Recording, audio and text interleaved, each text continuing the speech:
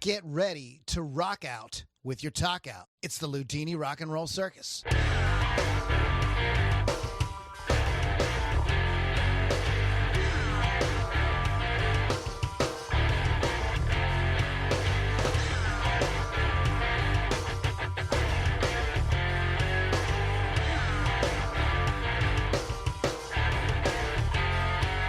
Hey, guys, welcome back to the Loudini Rock and Roll Circus. It is a hot night here at the Loudini Rock and Roll Circus. This was the first day Oh, boy. in the 90s. Yes. And yes, this was the first day in many a moon that I woke up with my scrotum stuck to my thigh. Yep. And not in a good way. Is that ever good? I don't know. I'm not willing to try it. Thanks. It's the Loudini Rock and Roll Circus. This is where you come to hear great music talk and cum in your pants while hearing great music talk and a lot of really inappropriate jokes. We got a PhD in inappropriate talk. So I'm getting better at remembering to do this, but please, folks, trigger warning. There's nothing politically correct. Anything. No. It's all up for. And we say dirty words sometimes. And if I think it's funny, I'll say it. And if you don't think it's funny, just don't laugh. Fine. We don't have to laugh. Move along.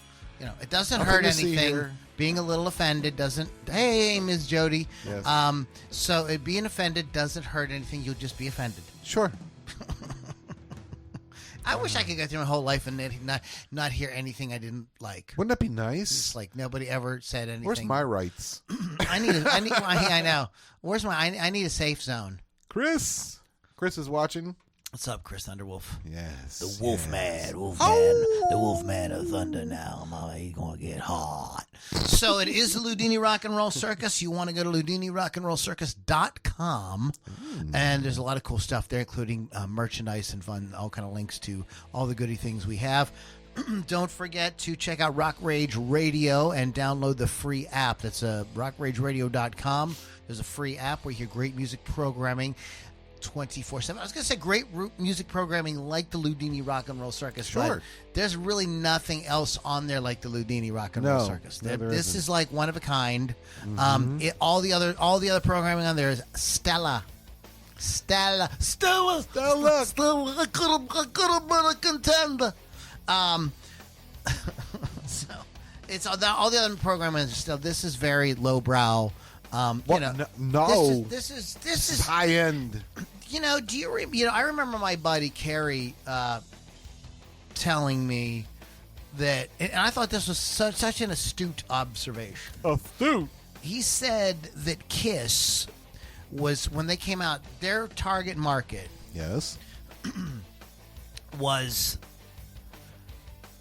boys who were just starting to, they were jerking off, but they were also still playing with toys. Lou, that's you and I right now. Not right now. But what I'm saying, I mean in our lives. What I'm saying is it was right, for, so target audience. So that's like 11 to 13, 11 to 14, yes, something sir. like that. Yes, sir. By the time you start to get 15, Thank you, Chris. Thank you, Chris. Chris says nothing compares to this. You all need to step out and do shows. I lost my train of thought. We were talking about this one thing about that one. Oh, Kiss. Kiss. Yes. Right. So this is the kind of humor we have here. We're sort of, and so that was my point. What I was getting to is like we're still sort of stuck at that stage. Mm-hmm. But that is, but I think if you think about that, I think that's absolutely a good assessment of Kiss's, like the initial target market. Right. Now they have become their legacy brand, and people love them. Of all ages. Races and creeds. Do people still have a creed? I do. What's your creed? I believe in the Loudini Rock and Roll Circus. All others fall below them. This is my creed. I don't know. I have several creeds. One of them is have a good time all the time. Do you have creed cred? Creed cred. That's one of my favorite creeds. Creed cred. All right, what's With your arms wide open. Oh, geez, sorry, derailed everything. If Michael Bolton was still around, I could hear him doing a cover of that. Sure. In his style. Sure. You know, this is the stuff we should be writing down. Yep. Yeah. I should be someday. Michael Bolton should hire me to produce it. I think so. We'll get my band Felon to play on it. Yes. Guys, you know what I'm going to do? What are you going to do? I'm going to do something I should. Oh, here he goes. I shouldn't. I'm going to do this. People, I tried to stop him. I'm going to do this real quick. But he's going to do something real quick. That's what she said. I played this for everybody I've played this for says that they really like it. Okay. So I'm going to indulge me. Turn off the background. I'm going to. Please. See, I learned a new way of doing it. See how slick that is? That is slick. That's great. That makes me happy, like sunshine on my shoulders. So, anyways, this is a demo, Bill and I just cut the real vocals, but I don't have a mix of that. So, but his scratch vocals actually came out really good on this. This is one of our songs. It's called "Get the Lead Out."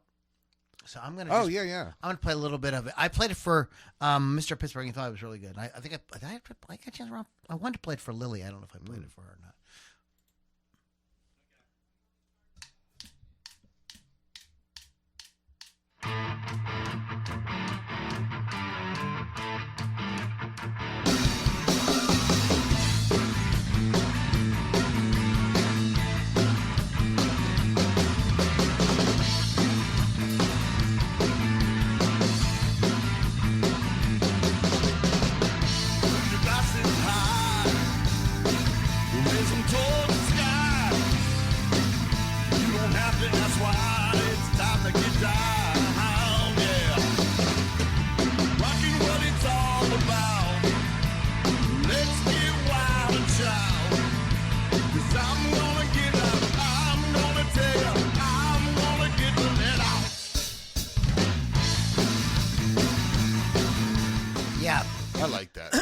That's one of the songs that's going to be coming out soon. Nice. We are Bill and I are getting together to cut vocals on another one tomorrow. Cool. I don't need quick time, right? No, I can turn that off. Probably make the computer run. Yeah, exactly. Yeah. Excuse me. But so we are. The other night I was working on a guitar part, Mr. Pittsburgh, and I was. I wanted to do a thing with the octave, with my my Pog 2 or yeah. So we've been playing this particular track with that sound. It's like part of like the riff, and but I dial it on the fly at rehearsal. I don't really So like I was like, no, let's play around with this, and I recorded. I thought it sounded really good, and then. We have another song that I use the octave thing on, and so while I have that set up, so I want to do that on the next song, and I decided to play around with the settings a little bit more. Yeah, and I got like an even better sound, so I'm going to go back and recut at least one guitar. Okay. With that. This, so it's like that's a fun part of it, and so sometimes this can take a long time in the studio. Thanks, Chris. Thank you. I'm glad you liked it. That's why sometimes things can take a long time when you're recording because you want to get it right. Mm-hmm. You know what I mean? This isn't, you're going to do something. Excuse me. You're going to do something and it's going to kind of be out there forever. Yes. And you want it to be good. You know what I mean? It would be as good as it can be. Right. So I discovered like a slightly tweaked. It's the kind of thing probably that the average listener probably wouldn't hear the difference. You know what I mean? Yeah. But I think you probably would. You're a guitar player. Yeah, because I had that ear. I'm like, oh. Yeah, you're like, oh, no, you changed that or whatever. Yep. You know? So also this song that we're gonna be working on tomorrow night has an EBO solo in it. And I've been like always trying to find a way to crowbar EBO into something. I don't know if it works. I put the solo. I've been playing it live with the solo with EBO, and then I recorded the solo with the EBO, and I'm not sure yet. I'm gonna revisit it and see what I think. Let it sit a little bit. the solo may just sound too mellow for the type of song it is. Okay. It's a very much like Clutch kind of riff, like the band Clutch. It's in that kind of vein. Anyways, guys, I'm looking forward to getting more stuff out for all y'all. Anyways, Loudini Rock and Roll Circus.com down. Go check that out. Go to rockrageradio.com. Download the free app. Mr. Pittsburgh is in the house. Mr. Pittsburgh's in the house tonight. Hey, everybody. Mr. Pittsburgh's in the house tonight. Mr. Holla. Pittsburgh. Mr. Pittsburgh. What did you do this week, Mr. Pittsburgh? Holla. Mr. Pittsburgh, did you take out some of them bitches you've been seeing and give them a good big hard one, Mr. Pittsburgh?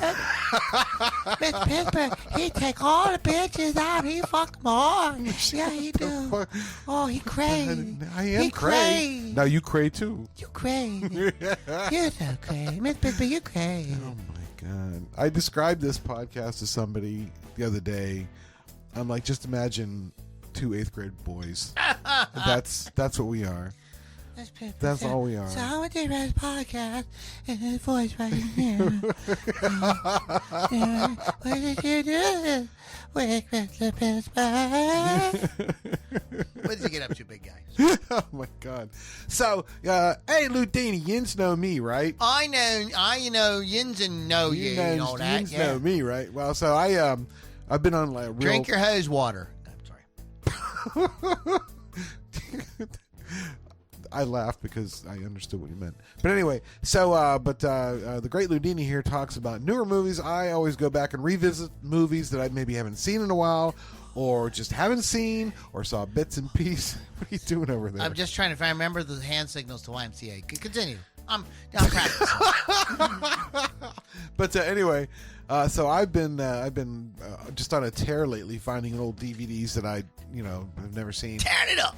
But a movie that we had talked about, I got to finally see this week. Actually, it took me 3 days to watch it, and that would be The Deer Hunter.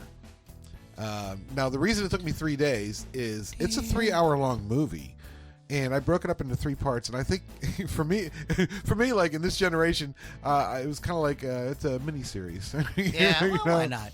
But wow. You're also consuming it differently. You're not in a room with a bunch of people, right, in a theater. Yeah. You're at home. You know what I mean? You're eating dinner or drinking beer, or whatever. So it's not like it would have been consumed in 1980 or 79. Right, we're in the theater, and all that good stuff. I'm okay. Continue. But the thing was, as I'm watching the movie, I'm like, I've never seen this movie. You probably watched it on your phone. No. I'm kidding you. No, what? Yeah, and I had a dial-up. It was very difficult, Lou. But yeah, I'd seen like maybe scenes here or there, and wow. When I see an older movie like this is from 1978. And when I see an older movie like this, I try to put myself in my 1978 movie seeing, like as a kid. The only movie I saw by 1978 was Star Wars. Yeah, that was really that was the most notable thing I had seen. But yeah, so I'm trying to put my mindset into the audience of 1978 watching this, and there were no movies really like this in 1978. Deals with a bunch of friends. Like the first third of the film is like them being friends. Up in Clairton, PA. Second part is their Vietnam experience. You know what I mean? So you get to see that. And then the third part I thought was, basically the closing.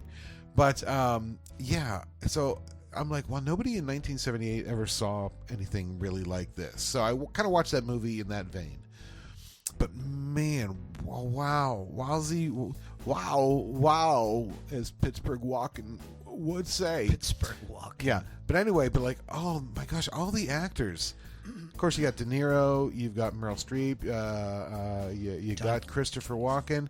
And this movie kind of made me sad because it was the last movie of an actor who I really liked, and that's John Cazale. John Cazale, it was you, Fredo. It's Fredo from... You broke my heart. Yeah. He unfortunately passed away years and years and years ago. Because he broke Michael's heart. But that's exact. I never made the connection. Well, he passed away because Michael whacked him. Dude, no, that was just a movie, right? Anyway, but this was his last film before he passed away. He was in 5 films. All of them were nominated for Oscars. I wonder if all of them won. Oscar I'm the gonna Grouch? have to go back. Yes, I almost started doing like Grover, and I'm like, no, that's not. That would have been great. Like if you win an Oscar, like they actually brought out like a statue of Oscar the Grouch. That'd be fucking awesome. That's what this world needs. I'll bring it up. They need to Loudinify a little bit. This world a little bit. People need to take them shit way too seriously. Did you hear the bitch that got on social media? It's some gala event. And she was dressed like Marie Antoinette. So she said the Marie Antoinette quote, "Let them eat cake." Like just being goofy. That's funny. And people are like, "Oh my god!" In the world today, where there's all this blah, blah, blah, I can't starving believe you people. said She's that. people. Simmer down. There you go. Simmer down. You tell them. Nah. Right simmer on. Down. Exactly. Simmer down. Man. Simmer down. No. I had an opportunity to tell somebody to simmer down, and I didn't think of it. Oh, see? I had one of these people that came in that got like super indignant over half an hour to change like a little thing on his vehicle. Got like super indignant with me, and I knew that like I wasn't backing down. I wasn't gonna cave. I'm like, come on, dude. You know what I mean? There was way more than half an hour put on your vehicle in terms of everything we fucking did. Exactly. So I just let him rant and rave, but I missed an opportunity because, like, I knew he was never coming back. Right. Like, so simmer down now. Might as well enjoy it. So I got to just remember to, like, there was no way I was going to take in he was like, "I'll never come back here," and I always thought to myself, I'm like, yeah, so your name's already written down as somebody who's, not allowed on the property anymore. Yeah. It's like I can't quit you. You can't fire me. I quit, kind of thing. Yeah. Go ahead, Mr. Pittsburgh. Yeah, just we're talking about customers and stuff because we're both in a customer service business. But the deer hunt, did you want to say more about the deer hunt? I'm sorry. I wanted to tell you this real quick because you talked about your customer. Here's my customer story. I was talking to my maintenance guy at the restaurant. He goes, "What's with people?" And I'm like, "What are you talking about?" He goes, "Yesterday, I went out to the patio to check on something, and there's a woman standing on our glass top table trying to adjust the umbrella." Standing on the table. On the glass top Standing table. on the glass. Standing on it, yeah. What's with some people? Anyway, so the deer hunter. Some people's kids. Some people's kids. So yeah, the deer hunter. Wow, the acting was phenomenal. And Lou and I talked about this briefly. It was a real phenomenon. It was. And Lou and I were talking about it. Meryl Streep, I knew she was a great actress, but she's just really fantastic in this because there's like a little attraction between her and De Niro, but they can't show it because she's with another guy. But just like the eye contact that her and De Niro would do, I'm like, you know, right there, you automatically know. No words were spoken, Lou. Filmed in Western PA and Eastern Ohio. Weirton is filmed in. There's some scenes filmed in Weirton, West Virginia. Yeah. I had to look it all up because I could, and I'll immediately. Like you recognize if you're from this area immediately. Although I couldn't say, I was on that street, I could recognize that it was definitely right. It has that feel. that Ohio Valley. You know what I mean? That tri-state area. Sure, you know what I mean? Sure. It just had that whole thing that just looked like it, man. And especially with it now, to us, it's a period piece, but at the time it was current. Yeah. Well, no, it spans some decades. Well, it's funny. It spans but it's funny. But still, you still get the feeling. It doesn't. What's interesting about that is like it doesn't really change, even though it takes over several years. Right. You know what I mean? Yeah. Yeah, a lot of really cool stuff in the movie. Like remember the pull tabs on pop cans, and then you would just toss the ring away. Yeah, that was very cool. Yeah. As a car nut, what they did to that poor 59 Caddy. I know. Oh my God. But you know what, Lou? People didn't know back then. Yeah. They didn't know that these was cars. Just an old car. It was just an old car. An old car. Yeah. Nobody thought of anything of it. It was an old car. But anyway, I promise you. Look, I'm going to make a pledge to you. The whole wedding thing. Yeah. Oh my gosh. Yeah, I mean, I'm like that. I've been. If I wasn't at that wedding, I was into weddings just like it. That was what weddings in this area were like at that time. Area. Yeah, and it kind of made me sad too because living in the South Side for a while, there's still remnants of the old South Side, but it's all going away. And just watching that ceremony, I'm like, they don't do it like that no more. And what else you get up to? But I'm going to pledge something to you right now in front of everybody. Pledge allegiance to the flag of the United States. In my butthole. Anyway, my pledge to you is I will watch again. Well, I'll explain in a minute. Again. And then, I will watch Tropic Thunder. I swear I will do it for you this week. I've seen it. I've seen bits and pieces of it. I haven't seen it completely all the way through. But Lou, because I love you as my brother, I'm going to watch it this week, and then we can talk about it next week. Everyone knows you never go full retard. That is going to be the name of the band, the house band. Oh, I like it. It's going to be called Full Retard. Mm-hmm. And get T-shirts printed up Full Retard. I went full retard. Oh my god. Going full retard. Yikes. Full retard, motherfuckers! Yikes. The Loudini Rock and Roll Circus is not responsible for any content of the Loudini Rock and Roll Circus. Yeah, I know somebody who has a special needs child and who is like somebody accidentally used the word retard. Oh no. And like the guy lost his shit. Lost his shit.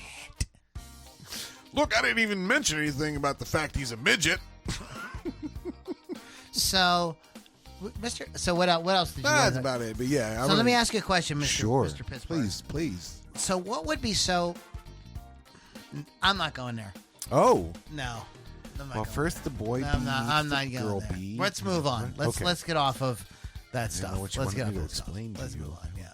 Maybe it's a subject for when Lily's here. Okay. All right. Then. Okay. So I try to pull. I watch a lot of YouTube, so I try to pull stuff that I make a little list of things that I think, oh, this would be interesting for the podcast. Let me ask you a question, Mr. Pittsburgh. When you listen to streaming music, sure. What do you listen to? Genre? Yeah. I kind of listen to classic rock, hard rock. Yes. That it? Oh, not exclusively. No, I mean it's weird. Maybe one day I'm in the mood for Motown. I'll play some Motown. Maybe the next day, don't judge me here. Disco. I'll listen to some disco. You know, easy listening from the 70s or something like, you know. So it's not one particular thing, but usually the song, like a playlist I pick, it's all the same kind of. So you genre. make a playlist, but like just listening in general, you like a lot of stuff. I like a lot of things. Yes. Okay, and there was a time when you were like, you know, there was like where you were like devoted. People were more devoted to a certain sound. Mm-hmm. Like metalheads were fucking metalheads. Right. You know, like, and that was like part of your like culture. Mm-hmm. You know what I mean? It's like those were your bros, the guys that had the denim jackets with the sleeves cut off, right? And all the metal band patches, yeah, the Slayer, battle vest, all these things, yeah, the whole thing. And that was like a kind of way for people to kind of like look at each other and go, oh, cool, man, like we think the same way, you know what I mean? Or if you saw somebody around Pittsburgh with a WDVE t-shirt on, right, you were like, yeah, cool, you know what I mean? I know what cool. you're into. You know, and people would congregate around genres. Mm-hmm. But then this little thing happened. What happened? Called streaming. Oh, yeah. And if you ask, most people polled today will tell you, if you ask them what they listen to, they'll say, oh, I like a lot of different stuff. I listen to a little bit of everything. You hear a lot of that or whatever. If you know, and then we've had radio stations that have capitalized on this idea, like Bob FM. Chuck FM. Right. Chuck plays anything. Exactly. So you have all of these things that are pointing away from genre is really being all of that important. I mean, I watch a lot of guitar content on YouTube, and some of the younger metal guys will occasionally drop names of people that I do not know at all, who are hip hop, EDM, you know, things like that. And I was like thinking, like, you know, when I was your age, man, I was like, man, if it didn't have big, loud, crunchy guitar, I was just not interested. Yep. Like, you know what I mean? Like, I was never a hater too much of anybody's kind of music. My my parents gave me such a hard time about my music that, like, one of the things it made me do is, like, I'm never going to be like that. Like, I'm never going to be somebody who hates somebody's kind of music. I've made my peace with hip hop and rap. I mean, you guys, they're doing what they're doing. People like it, whatever. I don't know. It's not what I like, but what other people like. So I'm not going to sit here and say it sucks. It's just not my thing. But what has happened is, we now have people kind of like delving. And why not? Mm-hmm. See, and one of the reasons that genre existed in the first place was the very first genre was something called race records. Oh. And so they were like, well, we don't know if, like, white people are going to be okay if they buy a record and find out that it's performed by a black person. Right. So they would have a section called race records. This is the very beginning of genre in popular music. Okay? The reason we have genre, as you're going to see here in a second, is that it was the necessity is the mother of invention, right? Right. This was a way for people to start to discern, because you couldn't just pull it up on Spotify and go, yeah, I like it, or no, I don't like it. You know what I mean? You couldn't, and you didn't even hear it weren't really even hearing it on the radio yet. Radio hadn't become the kind of thing where it was playing records. When radio first started, the music on radio was all performed. Next after the news, we are going to have the. Let me think of a brand. Okay. We are going to have the Texaco Music Hour with Darlene McFrankenheimer and her sisters. Oh my God, I love her performing the gospel songs of today. No way. And so that's usually, or now the sound of the swinging sounds of the Glenn Miller Orchestra. And Glenn Miller would be in the studio performing. And that is how most entertainment and music was. That's how that got started. Of course, records came along right around. They were already there, so it didn't take too long. But the original apparatus for playing records on the radio wasn't really built in just yet. Right. Okay. So people weren't hearing. So lots of people didn't know what to expect when they went to the record store. They didn't know what they were looking for. They didn't, so they started this, and the first thing was race records. And then, of course, we, boomers and Gen Xers will absolutely remember looking at the rock section. Right. There was the country section. There was the R&B section, the soul section, the blues section, and you would go. And so that's how you knew there was a section for Christian music. And even sometimes in Christian music, it was divided up between genre down. Yeah, there was gospel, and there was this and that. So, and then as music became more sophisticated, heavy metal was and these were literal like card key catalog, like what do you call tabs that stuck up tabs on, that stuck up between the albums. Between the albums, and you would go to that tab that's R, and you would start with A, rock. Excuse me, you would tab said rock, and you would start with A, and you would look at Aerosmith, Ambrosia, what I mean, and you would just go right down the line alphabetically, and so genre was handy. For a long, it was handy. It was really because people didn't know, and then of course it became immediately when somebody starts to create genres. Now you got controversy because just like now with the rock hall, with people saying that's not really rock. They don't deserve to be in there. Yeah. That's not really rock or whatever. The people, we didn't take long before people say, is that really blues? Is he more rock? Like I remember I got asked to judge one of the blues challenges in Pittsburgh one time. And we had an argument about a band who I really liked, and I was prejudiced, I will admit, because I did have them on the show as an interview. They were a really good band. And they were like, well, we don't think he's blues. He's too rock. And it was a Pittsburgh mentality, too, as well. But so you started getting arguments that but as once the streaming thing came in and people could really I remember going on Kazaa and just thinking about old songs that I remembered hearing just a few times on AM radio, going do I still like Spiders and Snakes by Jim Stafford? I don't know. Yeah, go back right? and listen to it again. Oh my God, I love this. Yes, I remember listening to this as a kid or whatever. Exactly. You know, I want to hear The Streak. And I found, so I had to, and I think a lot of people did stuff like that. It wasn't music that probably when I was a hip teenager I would have thought was cool, but it was absolutely music that I enjoyed. Yeah. I mean, I'd never be like hanging out with Mr. Pittsburgh and like him saying, check out the new Rush. I'd be like, let's listen to The Streak. It's really rocks. Only happened one time. You'll never do it again, will you? So this is I will put a link to it in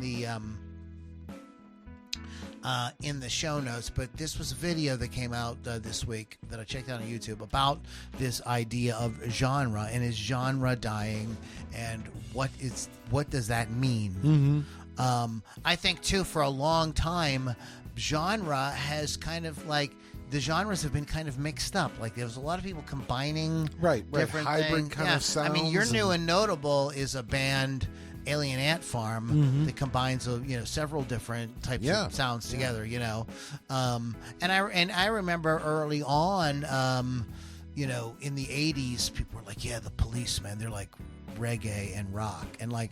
I was like, reggae. It didn't sound anything like Bob Marley to me. But then as my listening knowledge expanded and I was able to listen to some reggae, I'm like, yeah, I definitely hear the ska reggae kind of influence.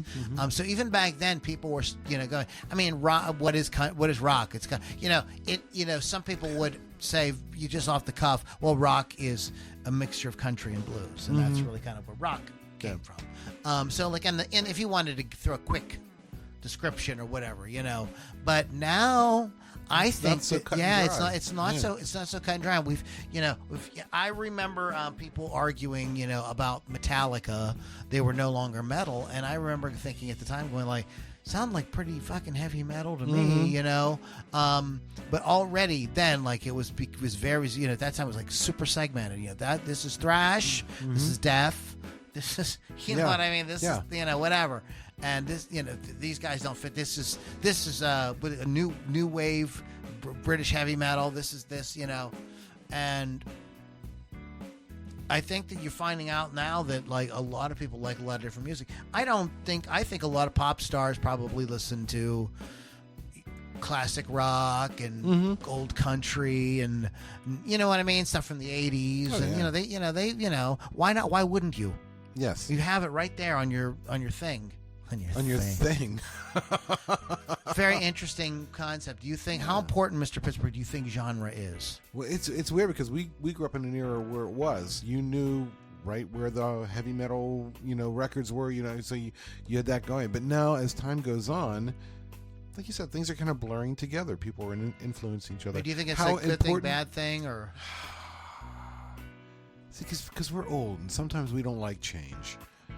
I kind of like the jump, but then I love putting on Spotify and then all of a sudden like just pick hits of today or something like that, and you get that's one thing I never listen to. But go ahead. No, I would not do that either. I was trying to like broaden it. Yeah, play me something Spotify, because usually it's pretty specific with me.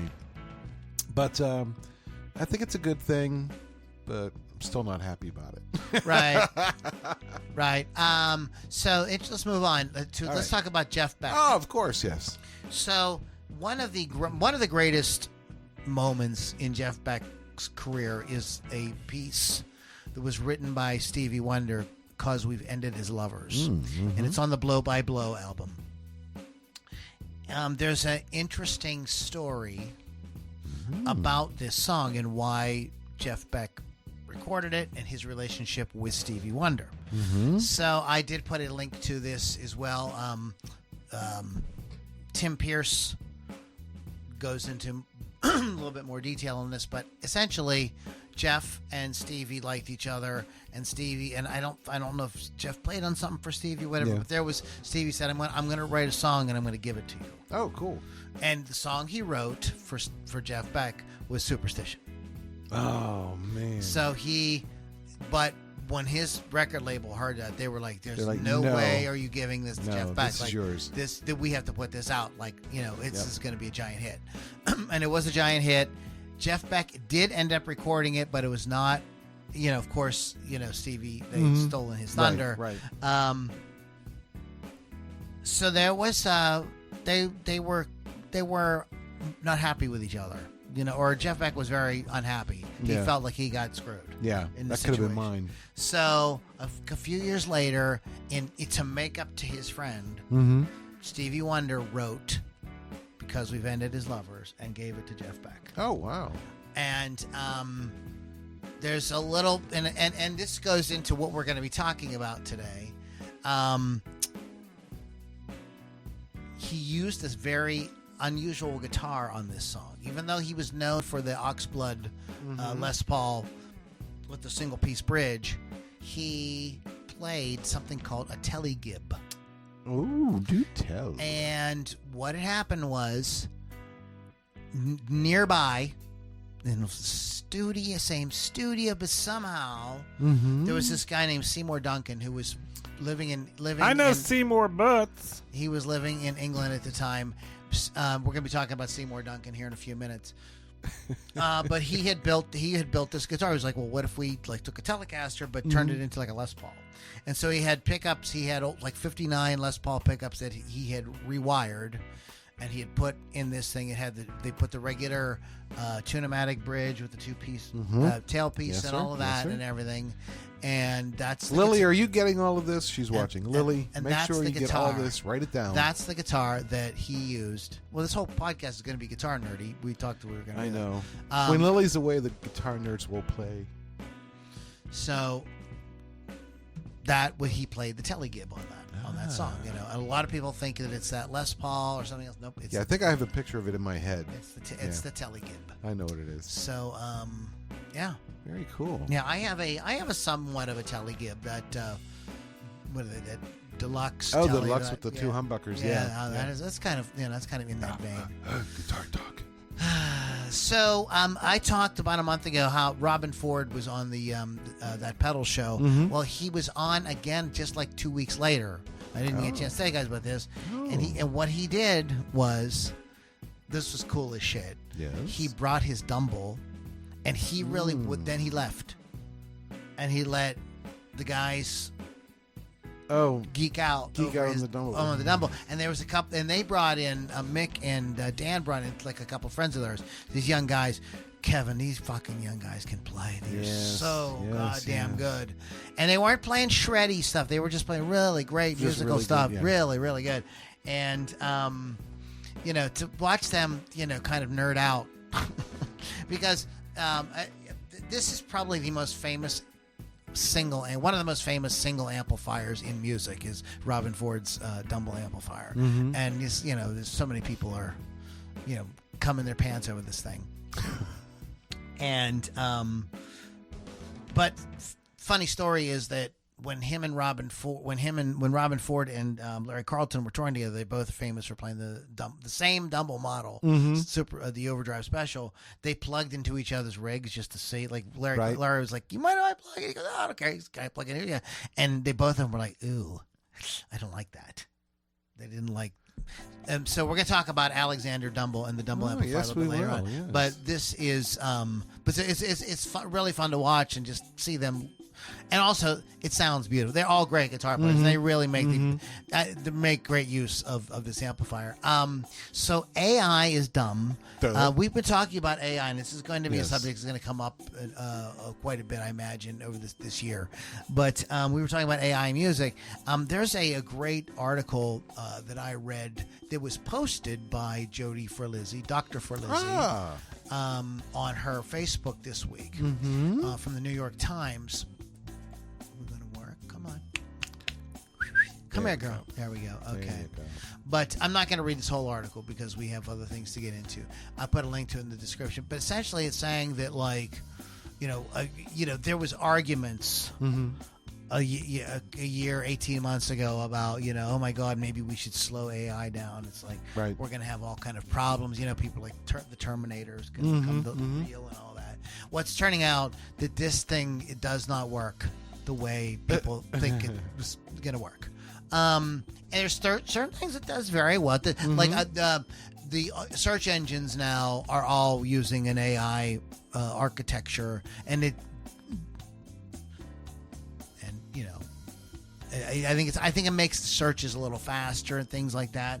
How good the searches are remain to be seen. We'll see. We'll just because basically what it is, it's like a kind of dumb kid who has like access to like a lot of information, but doesn't exactly know how to extrapolate it or really what to do with it. And and as I've thought on this subject over the past couple of weeks, because I've been really interested in it.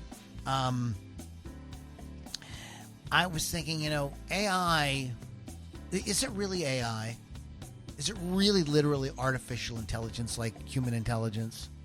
No. Is it? Because, like, it can't do anything without, being prompted. Uh-huh. So you need to tell it, say, can you, AI, can you give me 500 words on the American Revolution and write it in the style of Mark Twain? Right. You know what I mean? Okay, you can do that. Yeah. You know what I mean? It's gonna, and then you can look at it and decide whether you think it's any good. And 500 words on the American Revolution. American Revolution is a very vast subject. Yeah. You know what I mean?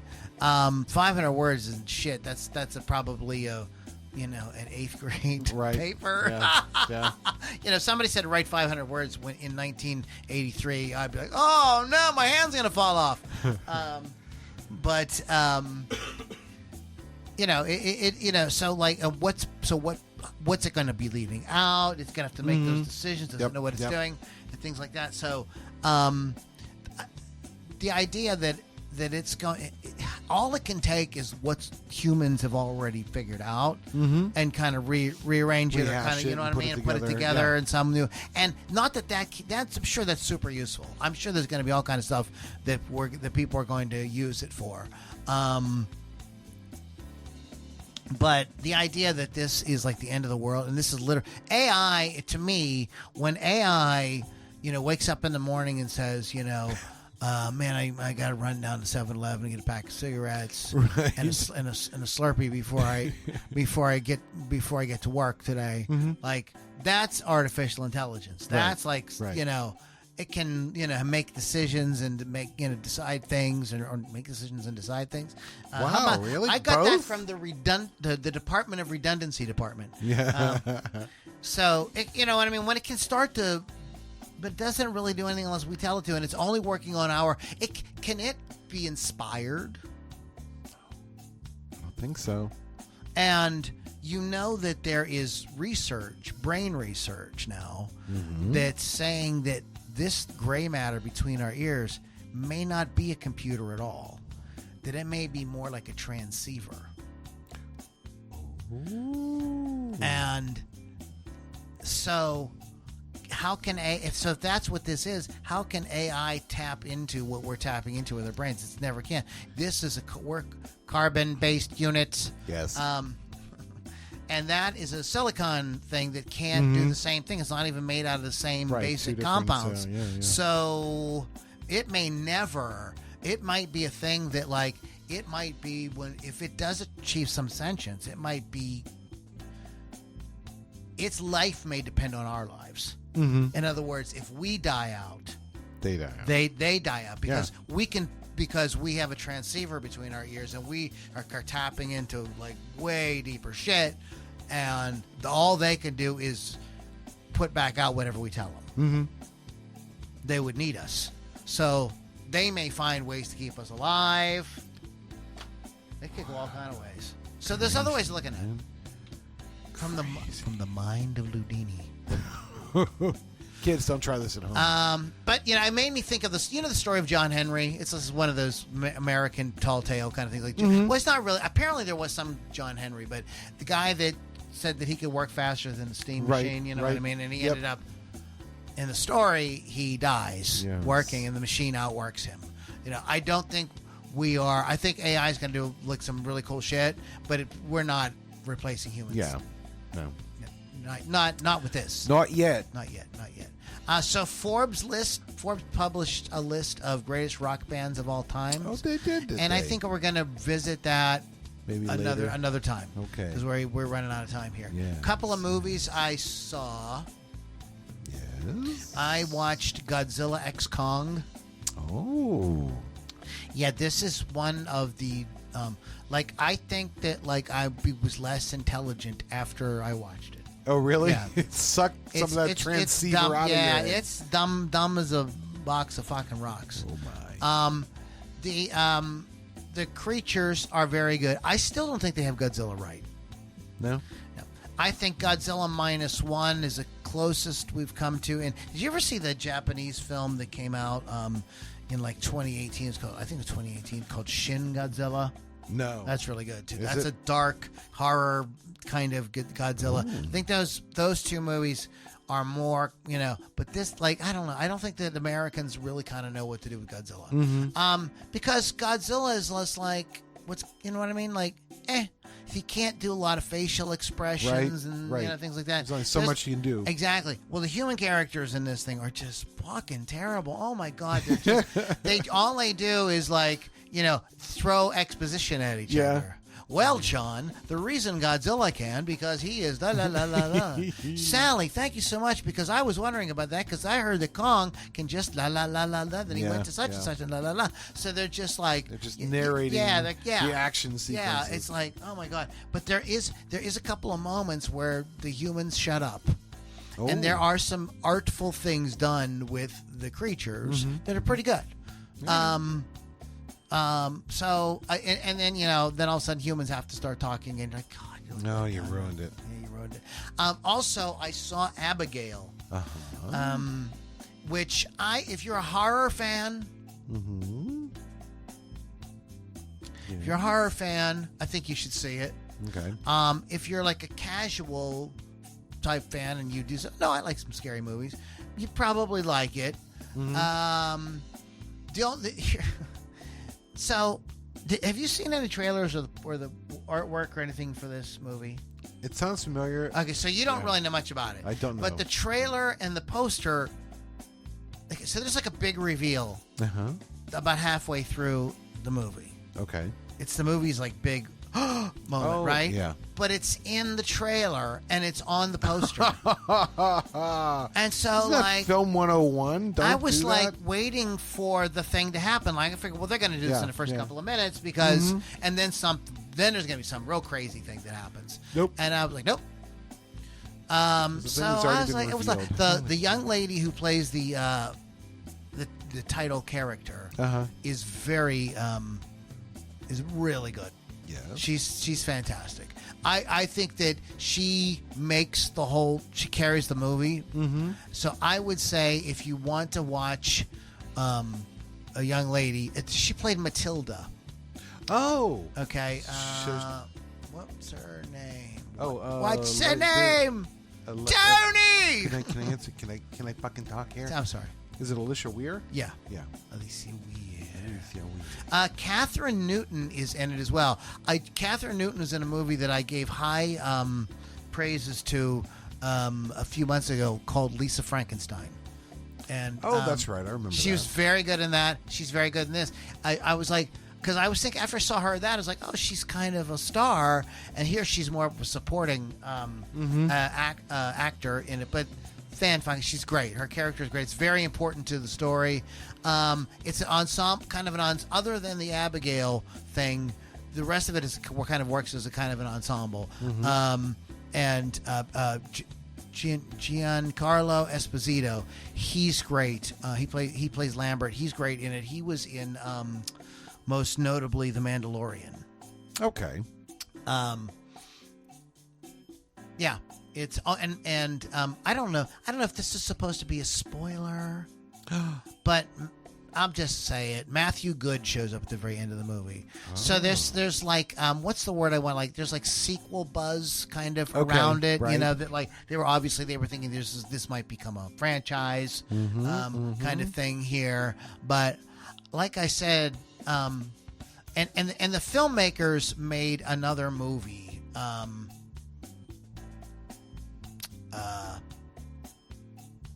And I'm really bad. This was a movie that I started. It's not Knives Out. It's a movie I started to watch.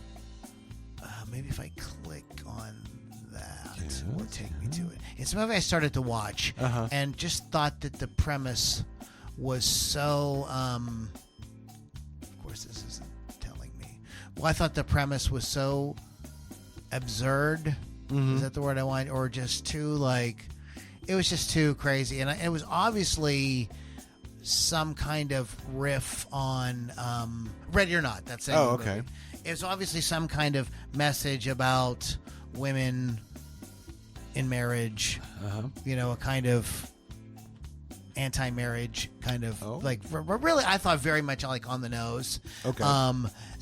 And so the background of that film is it's the wedding night, and if their family has this tradition at their house, and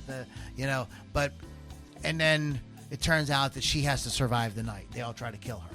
Oh, and man. this is a tradition in their family. Makes no sense. I thought it was just. I couldn't get. I turned it off. It was one of those movies. It was one of the movies I turned off. I was just like this, and I had rented. I'd paid for it. Oh, I'm sorry. And I was like, I can't do this movie. Oh, yeah. But I thought Abigail was okay, and a lot of people said that the gags from a lot of gags from Ready or Not were already were reused in Abigail. I don't know. Like I thought I found it entertaining, not blew me away, but sure enjoyed it for what it was, kind of situation. And real quick, I fell down a Dark Tower rabbit hole on YouTube. I won't get into all that, but this Stephen King fantasy series, and discovered one thing. Stephen King has his own sort of universe, the Kingverse, the Stephenverse. I don't know what you call it.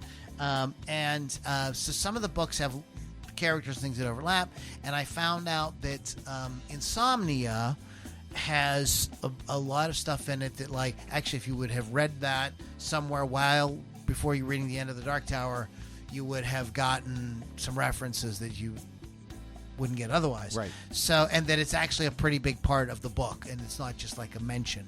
So, I'm reading Insomnia right now. Okay, cool. It's about a guy who has insomnia. I thought you had insomnia when you typed that up there. I'm like, It's about a guy who has insomnia, and the one thing Stephen King is great at is characters, and like this dude, like it doesn't take long. It doesn't take long before you're like, okay, I'm with you.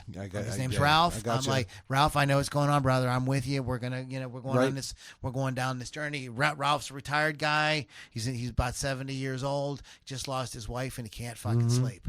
Yep. And it's really he's just, you might go like, well, doesn't sound like anything, but I'm telling you, it's because I remember the book. Like you really enjoyed the characters, like he makes you really, he's a motherfucker, because a lot of times he'll make you really like people, and then they get killed. You're like, damn it. Yeah. You're like, God damn it, Steve.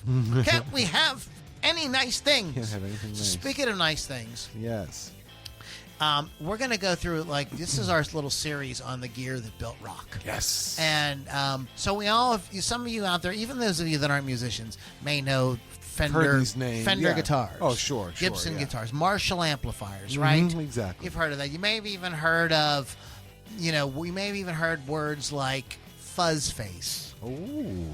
Echoplex. Yes. You may have heard some things like that, but there musicians, in an effort to distinguish themselves, often will say, yeah, Fender, Gibson, Marshall, that's all That's cool. fine. But, I'm looking for something a little different. Yes. I want to carve out my own path. And what the kind of, we've mentioned this topic before on the podcast, but what kind of guitar you play, right, has a lot to do, goes into part of your image and your whole aesthetic. And one of the reasons why another reason why AI music will never replace human music is because AI is never going to have an aesthetic, a story. Right. Something about them that goes, you find out, oh my God, my favorite rock star, and his dad died when he was 5, and he was on his own. He was trying to help his mom, and he got into music. And another thing that really saved him was being in a band with these 2 other guys who I really, you know what I mean? And AI never going to have that. Nope. That's never going to happen with AI. I'm sorry. I digress. But part of their identity is the guitars that they use. Like Springsteen, you kind of associate the Telecaster as a kind of like working man's kind of thing. Well, part of it's because you see it was Springsteen. Exactly. You wouldn't see Springsteen with a Jackson V No, You know what that's I mean? With yeah, Floyd that's Rhodes on it and unnatural. all that. You know what I mean? It would just be like, I mean, he might surprise everybody. That might become his guitar from now on. Yeah, thanks to you. Yeah, thanks to me. He might be listening right now. Springsteen loves me. He does. He called me he yesterday. says so. So we're going to be talking about some of these things that came out that really artists just like gravitated towards, who weren't trying to do their thing. Plus, we've got one or two maybe things on here that are a little bit more common, but small things that you may not realize how they affect the music that you love. So, Mr. Pittsburgh. Yes. Did you have something where you want to start, or? I guess I can start. Yeah, start. All right, let's see. Now, the thing that popped into my head when I originally proposed this. I accept your proposal. Oh, you know what it was? I do. Remember with Bugs Bunny, like there would be some. What's the one that was chaotic with the Tasmanian Devil? All mad, and at the very end, like they're getting all of a sudden they're getting married. You remember that? Yep. Like he's Bugs Bunny in a wedding gown, the whole thing. Like oh man, I'm sorry. My Bugs Bunny popped into my head. Continue. I think the thing that brought this to my attention was there's a TikTok. No, was it a TikTok? It was, or maybe a Facebook post where there's a kid and he's oh my freaking internet. But anyway, I was trying to pull something up while I was talking, and I was not able to do it. Kids, you don't know the struggle. But anyway, it was a guy, and the caption was, "I found this at a thrift store, and do you think I should buy it?" One of those deals, and it was a Dumble amp. Oh wow. Yes. Why are you not loading? Oh. You fed load. I did. Fed Is that why load. we're starting? That's where we're going to start if I can get this thing to load. Because I have Dumble notes too. Okay. All right. Do you want to start with your Dumbledore? No, not Dumbledore. Dumbledore. Not Dumbledore. Dumbledore. You're a dwarf. In the one-person operation, Alexander, sometimes known as Howard Dumble, made each of these amplifiers personally. Because of this, Dumble amplifiers are the most expensive boutique amplifiers on the used market, and the prices have risen. In 2012, Vintage Guitar Magazine described the Dumble Overdrive Special as the most valuable in the product line, with used amplifiers fetching between $70,000 and $150,000. $70,000 and $150,000. Yeah, for an amplifier. How many watts do you think that is?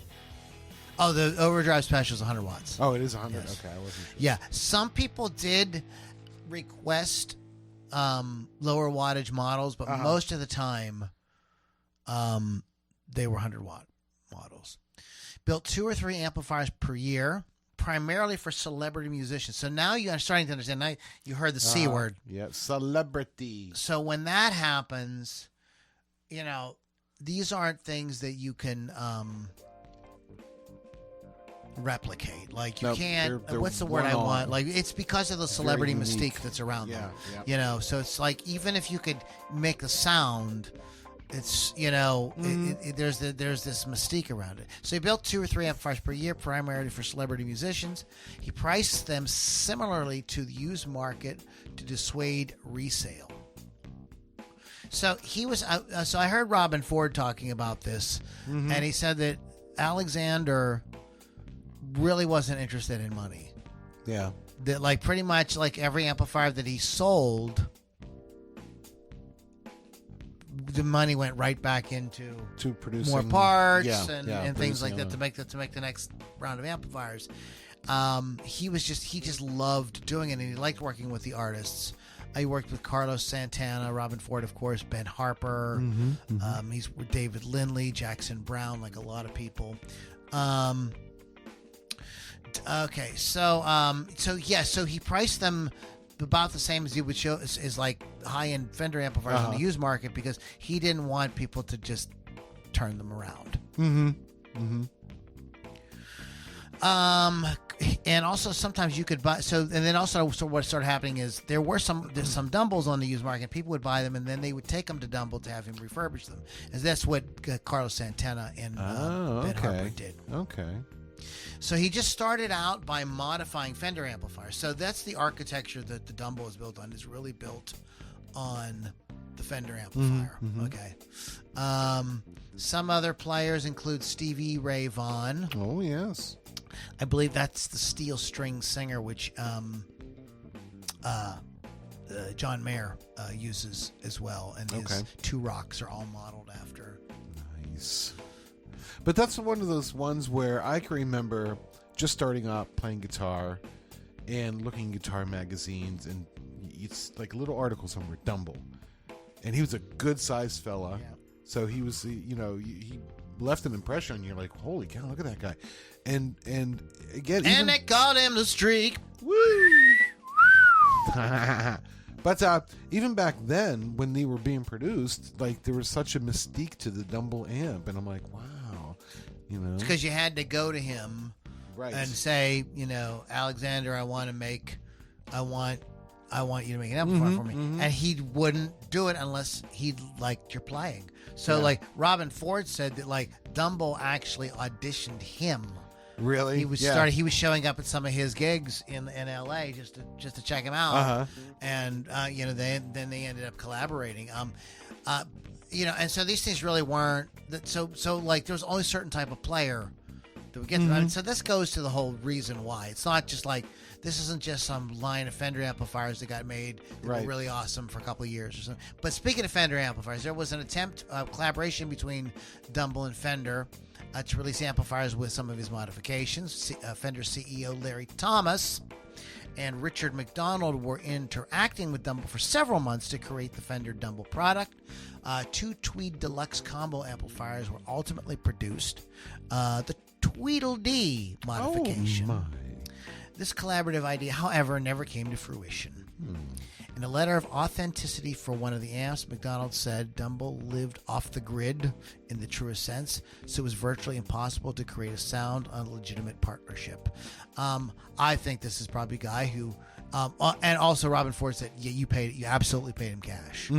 Yeah. It was nothing. It was nothing. It was cash. Cash on the barrel, baby. It was old school. That's awesome. But yeah, the overdrive special is the most sought after, the most. And he Dumble was one of those guys too that there was a lot of mystique around him. Like, is he alive? Is he not? Why? Well, that was the sort of thing for a while. And because he lived off the grid, dude. He lived off of cash and just did whatever he wanted. He was truly underground dude. Yes. It was like Santa Claus and his old lady. Yeah, exactly. Oh, he went to go underground, man. He still comes around. But Howard, do you know? Is he alive? No, he passed away. Yeah. Okay. Yeah. And it was another thing. So there's never going to be another. There's never going to be another one made. Another one made. By him. So that's another. Yeah. So that's it.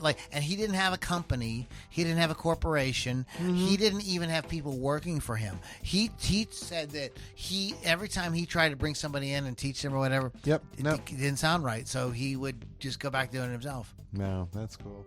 Yeah, Howard passed away January 16th, 2022. He was 77, so that's a nice long run for him. But yeah, that was the first thing that popped into my head. I'm like, we should talk about things that are, not as well known. Like, everybody knows Fender, Gibson, Marshall, blah blah blah. But do you know Dumble? Yeah. Yeah, the Dumbleland. He made the Man's Amp, the Dumbleland, Winterland. So anyway, if you get into, they can go down. Speaking of rabbit holes, there's when the internet first came out, there's all kind of people passing around schematics, saying this is what it is. This is what it is. What do you got? You got anything? Okay, let me talk about this guy. So this guy got mentioned a little bit earlier. Seymour Duncan. So Seymour Duncan got interested in guitars at a very young age. He lent a guitar to a friend who accidentally broke the pickup. Duncan decided to rewind the pickup using a record player turntable to hold the pickup in place and rotate it. Wow, that's cool. Innovation, man. Was spooling wire around the pit while it's so as the record's going around, whatever. What song did he listen to while he's going around in circles? Right. Seymour was inspired by how the guitar's tone improved, inspiring him to learn more about pickups. Les Paul is the inventor, the guy, and Seth Lover. Humbucker man. After developing, considering skill working guitars, Duncan gained employment at London's Fender Soundhouse. Moved to California, met Kerry Carter, started to pick up a rewinding service. With demand for his services growing, Duncan and Carter started offering custom Stratocaster, Telecaster, and humbucking pickups. Within 2 decades, they were manufacturing an assortment of electric bass and acoustic guitar pickups, as well as electric guitar accessories. 2012, Seymour Duncan was inducted into the Vintage Guitar Hall of Fame for his contributions to the music industry. This Seymour Duncan dude just... It's really important. Here's what people don't understand about the guitar. Let me tell you one of the reasons why Seymour Duncan is so important. Just like you can argue all you want, Paul Reed Smith, about tone wood. Yes. But really, once, I don't know, well, once you start manipulating the guitar sound electrically, through the electrics and the electronics, you're not really hearing too much of the wood. What you are hearing a lot of is the guitar pickup. And, guitar players right away, because here's what was going on with Gibson and Fender. These pickups were being wound by hand. So someday certain pickups just, if they took a break, they were wrapping up for lunch or whatever. Oh, that's all the windings that pickup got. Yeah. We're going out for sandwiches. Or whatever. So they were inconsistent, and there were ones that guys thought sounded better than others, and you would want, how can I get that pickup? So you would find somebody and there really weren't many people like it, but Seymour Duncan was the guy who could make you pickups that would sound like what you were hearing. Exactly. What you wanted to hear. And this was... really was the main way that people modified their guitar sound for many, many years before we got into the computer age. The pickup was absolutely, that's kind of like your first, after the wood and everything, that is your first, electrical thing, interaction that makes the guitar an electric guitar. But the litany of artists who have used Seymour Duncan's. We mentioned Jeff Beck already, George Lynch, Billy Joe George Armstrong, George Bush, Randy Rhoads. I mean, everybody has. I mean, I'm going to tell you right now, if there's guitar players listening to this, I guarantee you probably have a guitar. If you own more than one guitar, I bet one of your guitar has a Seymour Duncan pickup in it, or something inspired by Seymour Duncan. Yeah. I mean, it's that what he's done for the electric guitar really cannot be overstated. Still in business today, still innovating, still come up with new shit. They've ventured into different things at different times, different effects pedals, as well as amplifiers. If you can find a Seymour Duncan tube amplifier out there, get it, because they're really good. Yeah, what I wanted to do is I have the Framptonstein, which is an Epiphone. Basically, it looks like the Peter Frampton Phoenix. And I always wanted to get a white Epiphone triple pickup Les Paul. And just do the opposite. Have like the white with the black pickup rings, and then Seymour Duncan's, because I have DiMarzio's in the other one. You know what I should do? What should you do? Speak to me, sweet pea. I should have the Chibson people make me a triple pickup Les Paul in white, and then I'll just put it together. Yeah. That's what I should do. Like the Chibson people. Hey, what I think I'm going to do is, I think my next Chibson, I'm going to ask them to, with the Gibson logo on the headstock, but make it say Chibson. With the same logo. Yeah. I'm sure they will. Chibson. Yeah, just put Chibson. That's very cool. Yeah, I'm proud of my Chibson, my $200 Chibson. Seymour Duncan. Yes. What do you got? All right. Next up, hey Lou. You know a cat named Bernardo Chavez Rico? Do you know him? Rico Suave. Rico. Yeah. Oh, yeah. Suave. Nobody gets that. Does anybody get that reference out there? No, probably not. Damn kids today. So anyway, this is another guitar brand that I remember when I was just getting into guitars, because everybody knew the Strats and the Les Pauls and stuff like that. But then there was this crazy guy who just had outlandish, body styles and names.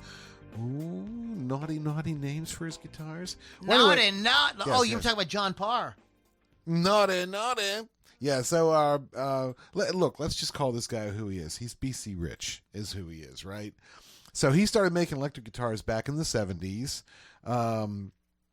He in the following decade, in the 80s and stuff, he gained a broad exposure with the popularity of heavy metal, and because his guitars were just kind of crazy shaped. They were kind of based on other shape, previously shaped, but they had like points and stuff like that. High-end BC Rich instruments were custom made in the U.S. by Ron Estrada, not Eric Estrada, his brother. Oh, okay. Ron Estrada. Whereas the mid and low-end models were produced in different countries in Asia. 1987, Bernie Rico entered into a marketing agreement with Randy Watch's company Class Axe, following them to market and distribute in Rave, Platinum, and NG series guitars. So yeah, they're one of those. Yes, I have. I've had Mockingbirds. Mockingbird. But oh man, what's that double? The double neck. It's a 6-string and 9-string. That's ridiculous. But Lita Ford plays it. But that's a BC Rich, and I'm like, oh, that's very cool. Yeah, she plays BC Rich. She's been playing it. Yes. But this is another one of those ones. Okay, let's see. July 21st, 2019, the official BC Rich Facebook. Kids, there's this thing called Facebook. The official BC Rich Facebook page announced the change in ownership. The new management has reintroduced BC legacy models such as the Ironbird and Stealth. Well, yes. But yeah, I had a couple of Mockingbirds.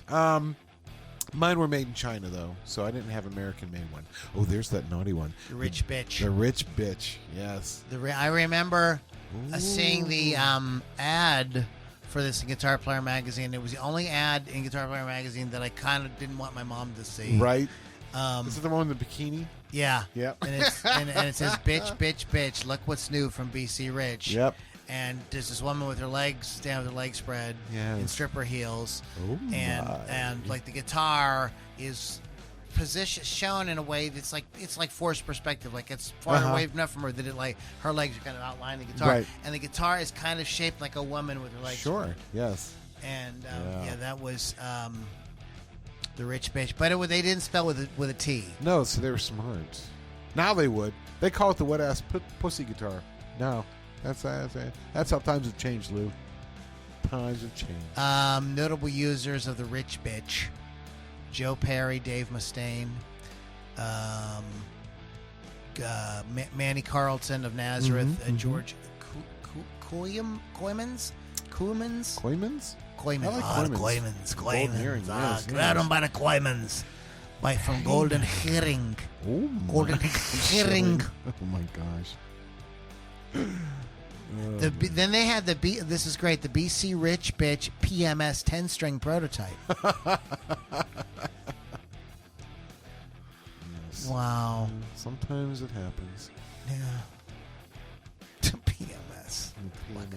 The Warlock was played by Mick Mars and Nikki Sixx, the bass version of Motley Crue. Lita Ford, Paul Stanley of Kiss. Yes. Randy Jackson from Zebra. Oh my! Greg Goldie from Dio and Jafria. Slash, I think likes BC Rich guitars. He's got. I've seen him playing different ones at the time.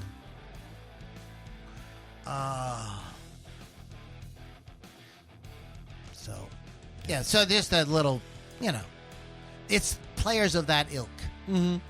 Like the hard rock, heavy metal kind of guys are gonna be playing those guitars, and a lot of songs that you like And also, too, they look cool. They're really cool looking. So a lot of time, maybe if the song is even performed on it, there's a BC Rich in the video. In the video, exactly. You know, because it's just a cool looking guitar. Yep. You know that happens, right? Oh, of you know course. that, like, the director's guitar like, he's playing in the although video. that guitar's cool, let's use that guitar instead. Yeah. It'll be really cool looking. Let's talk about Carvin. Oh, yes. You know, Another one of those. Before there was the internet, kids, Yes. there were these things called catalogs. Yes. You would get the catalog in the mail, and you would sit there and figure out what you wanted, and you would order it. Yep. Totally lost thing, catalogs. I mean, you know. Yeah. And I used to get them, could never afford them as a kid. We used to get the catalogs and, like, just go through and page through. And, like, Yeah, we would sit and lust after the like gear, that, and one of the yeah. catalogs that we got all the time was the Carvin catalog. Carvin, founded by Lowell Kiesel, the company's first self-manufactured items were guitar pickups. Okay, so they got into it sort of like Seymour Duncan did, except they used an old sewing machine and not a record player. Oh, really? By 1947, operations briefly moved to Kiesel's home town of Gothenburg, Yes. not Germany, Nebraska. Yeah, Nebraska. And then back to Southern California in 1949.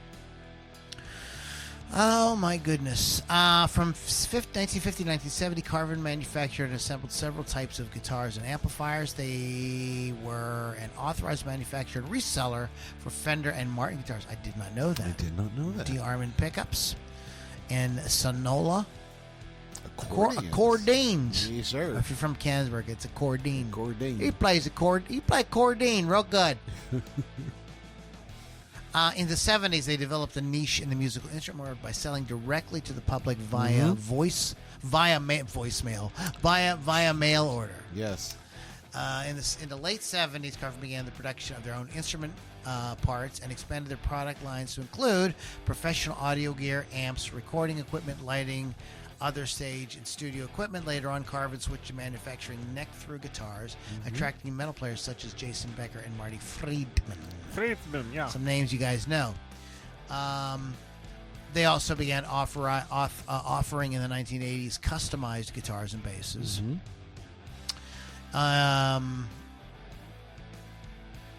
So the brand, a lot of people had a Carvin PA gear. Yeah. You could find it. People would buy their PA gear a lot. It had a really good reputation. What they did not want is you to send shit back, so they made it pretty sturdy. Yeah. It was always considered very well built stuff. They made a lot of tube guitar amplifiers. But they really came to prominence when they partnered with Steve Vai. And that really helped their guitar amplifier sales. Some of the artists that were really associated with Carvin, and I can't believe this article does not I know, right? really hit on very many of them, but Steve... Craig... Craig Shikaya from... Yes. That's from Starship. From Starship, Yeah. was a big Carvin endorser for That's many, where I saw many a lot years. of them for the first time. I saw ads with him in it. I'm like, oh, well, they must be decent. Yes, they Yeah. were. In 2015, the Carvin Corporation split off the guitar and business to a new company called Kiesel Guitars, so named after the founder of the company. But finally, they closed in 2017. End of an era. After 70 years. Wow. You can still get the Kiesels. Kiesel guitars are still made, but the Carvin brand itself is done. Any Carvin gear I ever used or had or whatever was stellar. Yeah. So, and you couldn't, and it was tough to find Carvin guitars used. It still is. You don't really find them. You don't Yeah. find. I mean, I'm sure it's like there's probably a handful on Reverb right now. Yeah. But for the most part, like growing up, you couldn't really find them. But they were always, there was always the sort of word on the street was, no, you're getting. It's right. It's not as cool as owning a Fender, but you're getting a top shelf-made, really good craftsmanship, attention to detail. Exactly. That's what they had to sell on with that. But yeah, you've heard, you've probably been to shows and listened to them through Carvin gear. Their studio gear was considered very top-notch, and it's on probably a lot of records. Some of the guitar players of note, Greg Shikai, Alan Holdsworth, was a Carvin user for the last 20 years of his career. Tom Hess, a lot of different players like that. Guys that I believe were probably more in the shred, hardcore, fusion type players. And the Kiesel guitars are still very, very popular. High attention to detail. Similar to what Paul Reed Smith does. Mm-hmm. Exactly. In some ways, Carvin kind of was Paul Reed Smith before Paul Reed Smith was, yeah. Yeah, and it's funny because I remember thinking, I'll never have a Carvin, right? A guitar or amp or anything. I also remember thinking that when PRS came out, I'm like, there's no way I could ever afford that. And I ended up owning 4 throughout my life. So, but Carvins are so hard to find. Yeah, they're tough to find. They really are. I played through. I was in a band and I was playing. For some reason, the guitar, the guy said, "No, use this amplifier," and it was a Carvin stack. I thought it sounded great. Mm-hmm. I thought it was really, really good. Top notch shit. Noise. And gone. Again, out of business now. Yeah. But somebody might pick the name up. I mean, you remember custom amplifiers? And Sure, then somebody with the K, has picked that up. And then Ampeg amplifiers disappeared, but then St. Louis Music Corporation, bought the name and started putting out, so there might be It might come around It's not again. going to be the same, No. but I think their big thing was the selling with the catalogs, and that all changed, Yeah. And then once the internet came around, Sweetwater is just like, massive. Yeah. they're so massive. There's all kind of stuff on YouTube about can Guitar Center ever keep up with Sweetwater and stuff like that. Sam Ash went out of business Yeah, that was sad. this week. Yeah, it's probably over the past couple my weeks. What do you got? All right, got one more here, and that would be your friend of mine. It's not really your friend or mine, but Clifford Travis Bean. Yes. It's Mr. Bean. Mr. Bean. I love Mr. Bean. Anyway, so Clifford Travis Bean was an American luthier and machinist from California. California. Oh, come to California. Gotta come to California. Yes. Oh, no. Get back to the chopper. So in 1974, he partnered with Mark McElwee, and here's another name for you, Gary Kramer, not Kramer from Seinfeld. You'll see who Kramer is a little bit later on. So he partnered with Mark and Gary to start Travis Bean Guitars, which made high-end electrical guitars and basses featuring machined aluminum necks. The first, there were guitars in the past, but No, it's not aluminum. What? It's aluminium. Aluminium. Sorry, I mispronounced that. It is aluminum. British people, you got yours.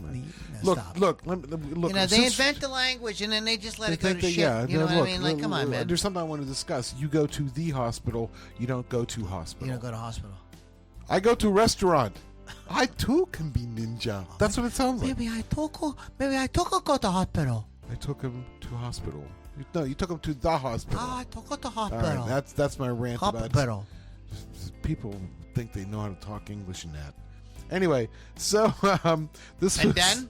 and then And so, no more And then? no more and then. So they started using machined aluminum necks. I've had a Kramer with the aluminum neck. Very, very interesting. The Kramer, not Travis Bean. No, it was a Kramer, but again. Well, we're talking about Travis Bean. Right. But I was actually I was focusing on the aluminum neck. Okay, That's okay. I'm sorry. That's okay. We get off track. Stay on sometimes. target. Stay almost on target. there. Almost Oh, there. See, you're the only one. You're the only other person in the world to ever. I say that all the time. I go, well, I say stay on target. Right. It work and stuff, and nobody knows anything. Nobody I'm doing. understands You, what it is. Mr. Pittsburgh. I do. I get you. Nobody understands I me get like you, bro. you do. I'm here Go for you, ahead. bro. This was an unusual design shared by Valino Guitars. Departing from the more traditional use of wood, the aluminum center section ran through the entire body, with the pickups directly mounted into the aluminum. Oh, now I'm getting why it would sound different. Oh, fuck yeah. These guys are a lot different doing that. Yeah. Yeah. The majority of these instruments featured solid koa wood bodies and humbucker pickups. Though praised for their sound, the aluminum necks made Travis Bean guitars heavier than other electric guitars. Models included the Artist, Standard, Wedge, which is very rare, TB500, which is also rare, and the TB had the single coil pickups. So we had talked about Gary Kramer. So Kramer and Bean parted ways in 1975, with the former starting Kramer guitars. We all know Kramer guitars. The first series of Kramer guitars were redesigned aluminum-necked instruments. I had one. I had a bass. But utilized wooden inserts along the back of the neck to cut down on the weight. Very smart, Gary. Good job, Gary. Gary? These modifications also avoided patent infringement of the Travis Bean original neck. So yeah, Travis sadly no longer with us. He passed away July of 2011 at the age of 63. And I always thought it was cool because the headstock had like the T cut out of it. Remember that? Yeah. Yeah, which I thought was really cool. But yeah, so that's again another one of those guitars when I became playing guitar back when I was a youngster. Just I'm like, oh, you've heard of Travis. I don't think I've ever seen one in real life. I've seen pictures of one, but yeah, very cool. I've never run across one either. No. I was vaguely familiar with the name, and then when I looked up, I was like, okay, I know the guitar. Played by Stanley Jordan, who was... I don't know what the heck happened to Stanley Jordan. Like, I'm sure he's still making records, but Stanley had a really unique technique where he played everything with two-hand tapping. Mm-hmm. Yes, which is and he used an alternate tuning that helped him facilitate this better. He's an amazing Austin City Limits performance from the 1980s. Mm-hmm. You should look at it. But somebody you definitely know, Jerry Garcia. Yes, played a Travis. Ace Frehley. He played one on the 75 Kiss Alive. Roger Fisher of Heart. Oh, okay. Yeah. So they all seem to be the TB 100s or 1000s that they're players. That's very cool. Cool. Yes. Josh Newton of China. Of course, Rick Nielsen. Oh, of course, he has to have one. There's just certain guys that just like they have to have every guitar. Yeah. Keith, of course. Keith's another one. Of course. Yeah. Of course. Oh my gosh. Brian Robertson of Thin Lizzy. The list goes on. Slash. He's one of those guys that has to have him and Joe Perry, Brad Whitford. They all have to have like one of each. Yep. Ronnie Wood. Yep. Yeah, Ron Stones, Wood. Yep. Well, okay, so Ron Wood, and so one of my brands is, I'm not going to get into too much detail on the rest of these. Is Zemaitis. I know, yeah. Okay, and Ron Wood plays one of those. I think Keith Richards plays one of those. They have been seen playing them. Right. This is interesting. This guy was from Lithuania. Tony Zemaitis.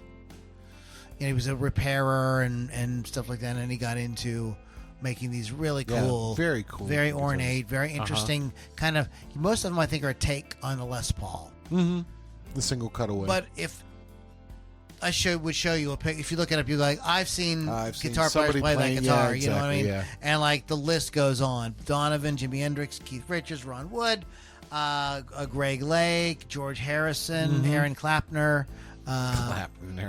Joe Walsh, Ann Wilson, Bobby Dylan, Peter Frampton, Davey Gilmour. Oh my god. Dave Sharp of The Alarm, my man. Yeah. Another. No, we did touch on Kramer. Yes. Versus Kramer. Yes. But just really quickly, let's give a shout out to Kramer here. We're going to wrap up with Kramer. This was. I mean, the guy that I associate when you say Kramer, there's one name that comes to my head: Eddie Van Halen. Absolutely, exactly.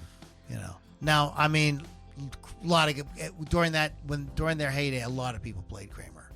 Did you want to go over this, or did you want me to do it? Or what? No, you can do it. American manufacturer of electric guitars and basses, produced the aluminum neck electric guitars, and said this is when they were part of the like right after Travis Bean, the Travis Bean era. Okay, there's some dispute over the company's early history.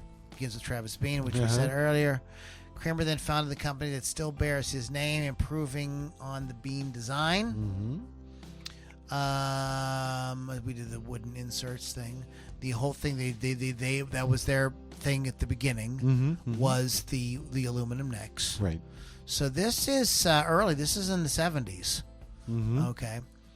So they first released a wooden neck guitars in 81, following Charvel's lead on producing instruments that essentially copied the Stratocaster headstock from Fender, in violation of Fender's U.S. trademark and design patent. After only 1,000 or so instruments were built, in May of 81, Kramer received a cease and desist order from Fender to halt production. So this is when they switched to the beak headstock. It's a kind of hockey like stick, I call it. People call it the limp dick. What? No, I like hockey stick better. Limp dick. Yeah, I mean, if you're gonna have I always thought the Kramer headstock looked great when it was reverse, but the other way, it looks like to me it just looks like it's a little droopy, isn't it? It looks a little droopy. All right. Yeah. Case in point. So, a chance encounter between Dennis Berardi and Eddie Van Halen's managers on an airplane flight set the foundation for Kramer's meteoric rise in the 80s. Eddie was interested in a tremolo that stayed in tune, which Rockinger system offered. This was the tremolo system that I believe was maybe a precursor to the Floyd Rose. Yeah. So, in meeting between Eddie Van Halen and Kramer execs took place. Eddie was sold at the meeting. He reportedly quipped that he would help make Kramer the #1 guitar company in the world. And he, to great effect, he did. By 83, the Rockinger tremolo, sometimes dubbed the Eddie Van Halen tremolo, had been widely replaced by the Floyd Rose system. In addition, Kramer once again offered Schaller tuners on their guitars, tapping Schaller to produce Floyd Rose tremolos as well. Rose had been using Fernandez guitars in Japan. Fernandez was a company that I was going to talk about. They are their U.S. Division is closed. They are Japanese. They have when I went to their website today, and looked at the the artists. Right. They were all Japanese. Of course. Brad Gillis. He was the only. Oh, really? Okay. Yeah. But anyway, so Kramer was the only guitar company offering the original Floyd Rose tremolo stock on their production guitars, a competitive advantage of Kramer over the guitar manufacturers of the period. So Floyd Rose, these were just two words. This could have been on the list too. This was a name that immediately became synonymous with Eddie Van Halen, and everybody had to have a Floyd Rose tremolo on their guitar. That was that. And what the Floyd Rose tremolo facilitated was you could knock the strings you could make them whacked slack. out. You could drop them all the way. Yeah. It facilitated all kind of really interesting, fun effects. The dive bomb was the one of the things that you could do with it. But Eddie Van Halen used it to great effect. Yes. And then there's a lot of other players. I mentioned Brad Gillis. There's a lot of other players too that became really. You know who was great with the whammy bar but never used the Floyd Rose? Who? Jeff Beck. Oh yeah. He would play entire solos by changing the pitches with the whammy bar. Yeah, I saw the what was the Live at Ronnie Scott's. That's it. Yeah. And I'm like, what? I'm like, that's not a locking system. But yet he knew how to use it, and the guitar stayed in tune. It was fantastic. Jeff Beck. In 83, Kramer switched from the droopy Wiener headstock to the Gibson Explorer headstock. They call it the hockey stick. Yes. This distinctive look also helped rank Kramer highly with guitar enthusiasts. One notable Kramer guitar was the Beretta model, which is a single humbucker instrument similar to Eddie's guitar. The Kramer Beretta was the flagship of the Kramer line and helped popularize the single pickup 1980s Super Strat guitar design. Now here's another name. Here we go. It's a small world after all. In 85, Kramer began installing Seymour Duncan pickups. Oh, I see how this all comes around. You see now. how it all works Yes. out? Yes, fascinating. So we start with Travis Bean, and we're bringing in Seymour Duncan now, Floyd Rose, all these different things. So these were considered, they were more preferable to the shallower vintage sounding pickups because these were hotter, because in keeping with pushing the front of the amplifier, getting more distortion. When the sales figures came in, Kramer was the best-selling guitar brand in 1985. Yep. How about Eddie that? Van Halen, like I told Thanks, you so. Edward. I want to sound like Eddie. In 86, Kramer switched to the radically drooped pointy headset. So wow, so I back to like the pointy ones. Droopy, pointy. Nope. They were also the best-selling brand of 1986. All right then. So this continues on. Mick Mars, all kind of people had to have a Kramer, but then grunge happened, and that's a story for another day. But some of these brands that you guys have, that made rock. Yes. You don't have all that cool whammy bar stuff without a Kramer with a Floyd Rose on it on the exactly. on the Van Halen records. Yep. You know what I mean? Yep. It's like you just don't do it. What's really interesting is he didn't have the Floyd Rose yet, but like on the first album, he does whammy bar stuff. That's just a regular. Oh, that's just Strat. a regular trem. Yeah. He knew how to set it up. I mean, Eddie Van Halen was like Les Paul. Yep. He was as much of a Innovator. like mechanic kind of guy, like to get in there and tinker. As he was a great guitar player. Sure. And somehow we had to bring this back around to Eddie fucking Van Halen. Of course. Eddie fucking Van Halen. Whoa, dude. Van Halen, dude. my. Officer Van Halen. I'm new.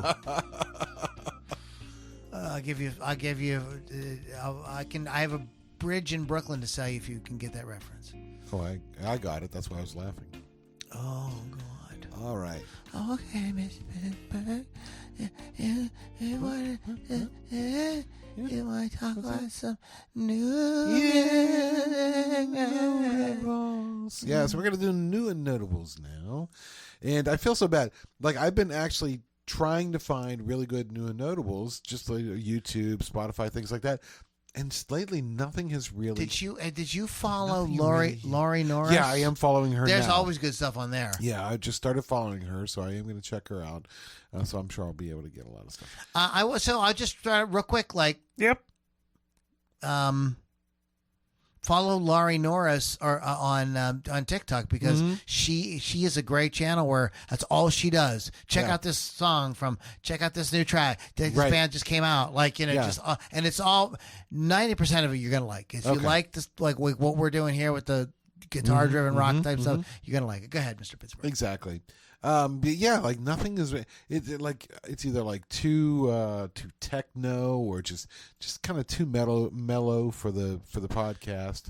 But I've been sticking in there. And my new and notable today is Dance. That's how you told me how to spell it earlier. Okay, there. Oh, that is it. Okay, but this is a band I first got into when they released the cover of Smooth Criminal. This is Alien Ant Farm, and a newer song from them called Last Dance. In the pants. Not in the pants. Lou, why do you? And be just another ghost on the radio.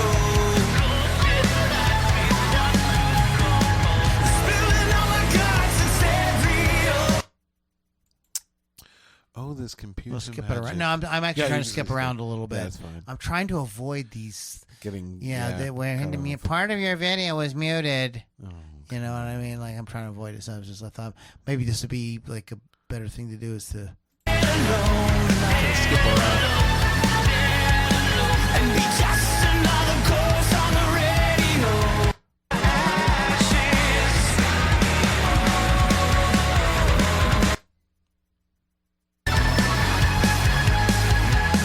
Okay, cool. Yep, very good. Alien Ant Farm. Coolness. Very cool. Do you like the very much, please? Buddy like the buddy ball. Giant balls of bellies. Wow.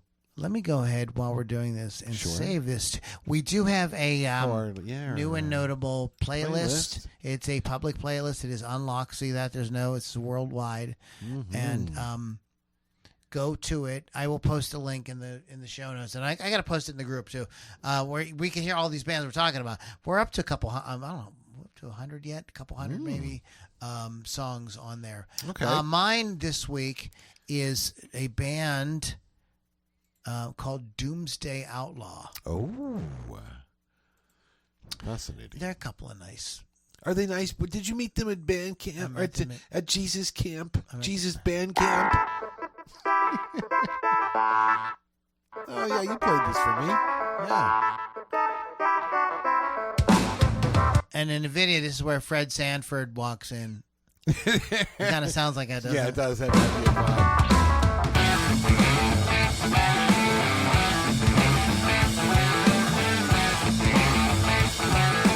Let's skip around a bit. All right. But taking deep breaths because as we get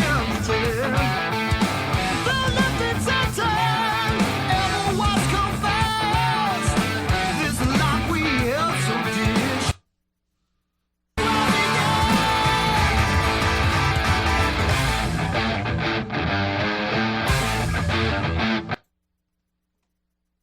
And still I want it all.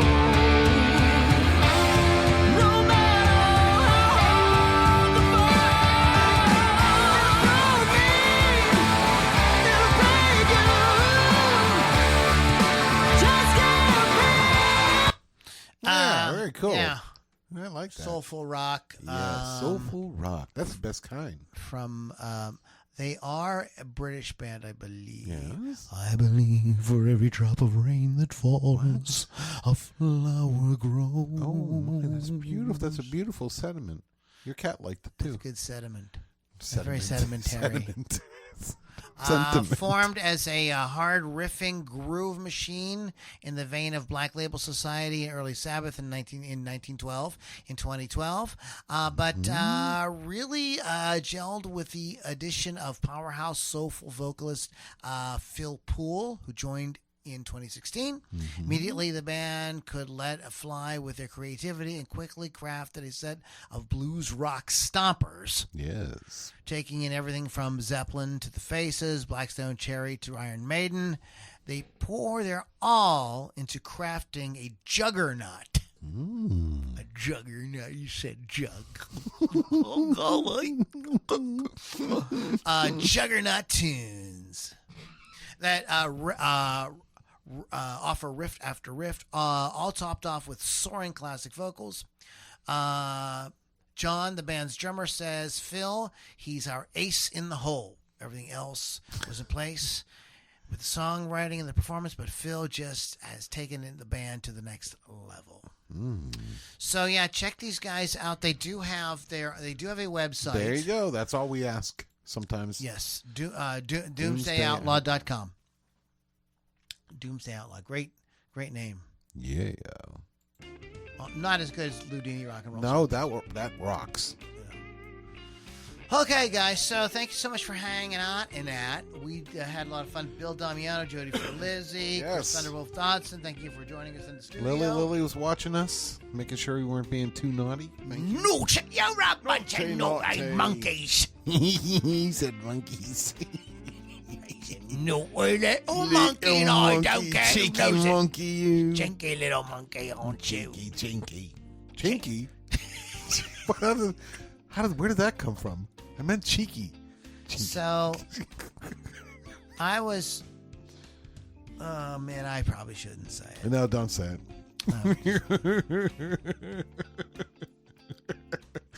It's bad when I'm the voice of reason. Nah, I think I don't. better not say it. Don't say it. Yeah. So, I just saw, but there's a video, Oh boy. and there's a. Never mind. It's stupid. Okay. Let it go. All right. Let's just let it go. Let it go. Just let it go. Yeah, Let's go. And so, guys, thanks for hanging out. LoudiniRockRollCircus.com is where you can find out more about us and all the stuff we have and all the places you can hear us, etc. RockRageRadio.com. Download the free app. Free. It's totally Yes. free, and you can listen to great music programming 24/7, including the Loudini Rock and Roll Circus, Hot Licks with Lily Six, a bunch of fun places, fun shows like that. Exactly. Yep. It's exactly. It's Lily Six's show is 2 hours of. That's all it is. That's it. You don't seem to mind because it's our Motley Crue, It's our Lily. Van Halen, Motley Crue, Van Halen, Kiss. Yes, her sister from another mister. I wonder, what she should do sometime is just do the whole show, Oh, no. with and just have instead of any talking, just have a vibrator going. I would say these are $1 million ideas, but I'm not sure. I'm not so sure about this. So Wow. we are gonna we're gonna get out of here Yes, we are. before I say something that I can't take back. Okay. I'm having a lot of fun, guys. You guys Yes. have a great. There's places that even the great Loudini won't go to sometimes. Yeah, so, look at that. But you guys have a great week. Wait. Mr. Pittsburgh, Are you have going to ask anything me? you- Yes, I do. I actually have something. That's why I'm excited. I have something. Yeah, we're gonna end the show. I got something. Pittsburgh, Wait a second. Ask me what I'm doing. What's going on this So on Thursday, I'm going to see the legendary bands Heart and Cheap Trick. So I will give you an update. Lil's going to be there too. So we will give you Lil? updates next week Oh, Lil. on just how good they sounded. Lil, how could it go down, Lil? What? Lil? Lil? Lil? Lil? Lil? Lil? No. Yes. Lil McGill, as we like to call her. I don't think we've ever called her that. Lil but we- McGill. But we like to call her Lil McGill. I love it. But yeah, so I'm going to go see Cheap Trick and Heart. And like I said, next week, tune in and see what we have to say about that. All right, guys. Thank you guys so much for hanging out with us. And we'll catch everybody on the very next. And I promise the very next. Well, yes. Loudini Rock and Roll Circus. See ya.